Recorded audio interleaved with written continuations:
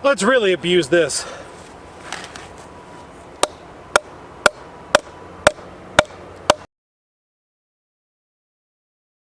Hi everybody, I'm Mike, this is Budget Guns and Gear Reviews, and this is my look at the CRKT Seismic.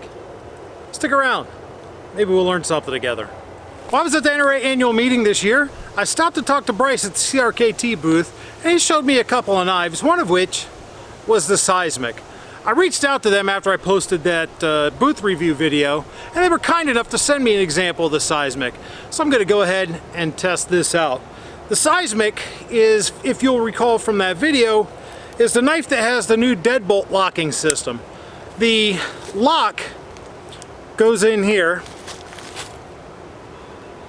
goes through the liner, through the blade, and into the other liner to make an extremely strong, durable bond and lock here. It's not like a liner lock or a frame lock where that can slip and the knife could close inadvertently.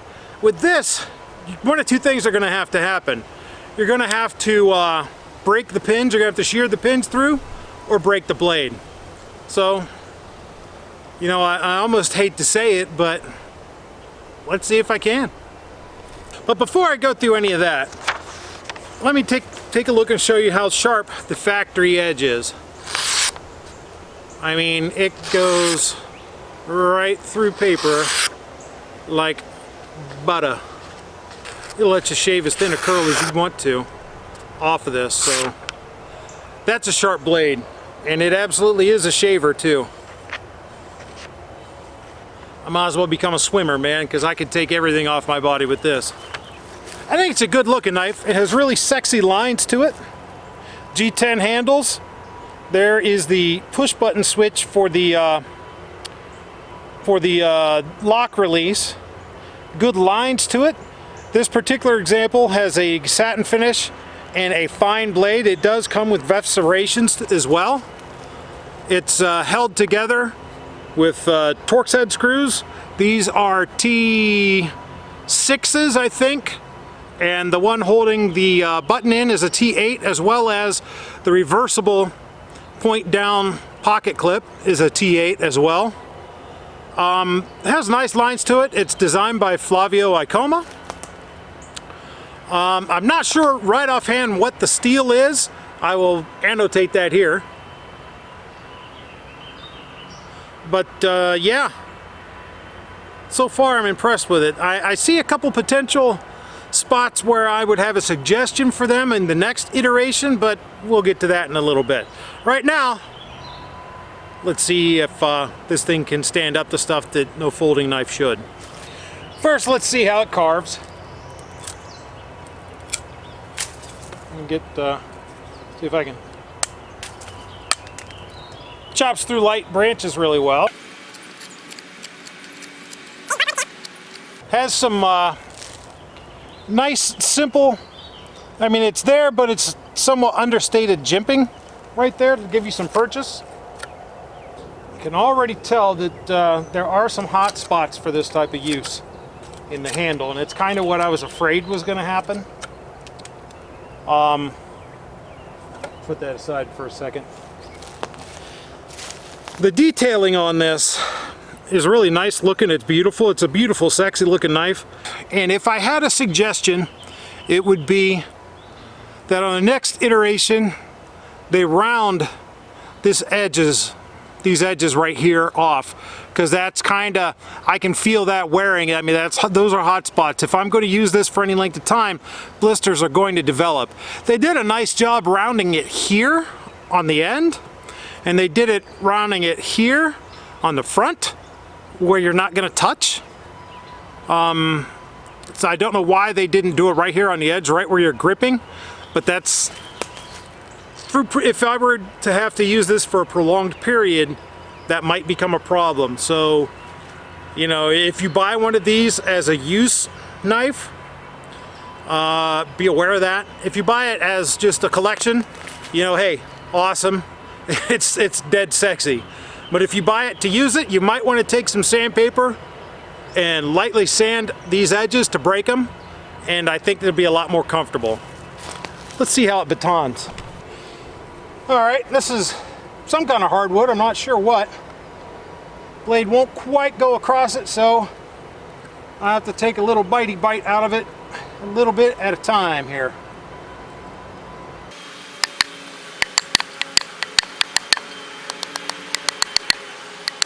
Ugh. Man, hitting the folder right there at the joint. It's making me hurt just doing it.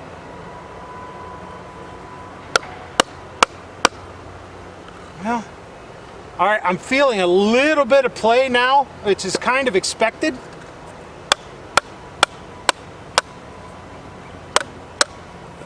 I mean, putting a folding knife through that kind of abuse, you're gonna feel some play in the lock mechanism. I mean, it's less than a millimeter's worth of play though. I mean, man, just barely any. I'm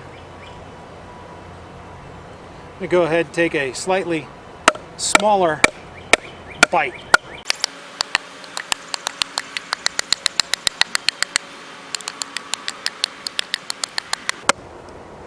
This piece might be a little bit too thick for this length of blade. Let me see if I can find something else.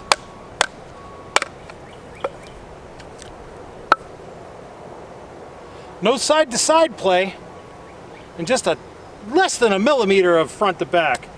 This piece looks like it might be a little bit more size appropriate for this thing to baton. So let's go ahead and do that.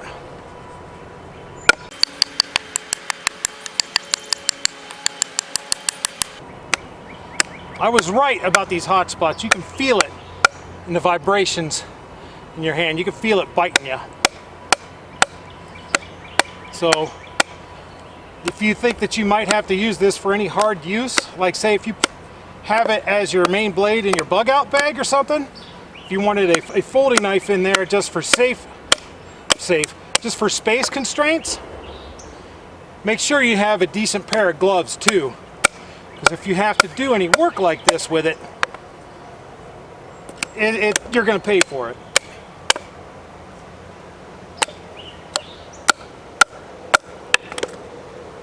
But it went through that hardwood. Let's really abuse this.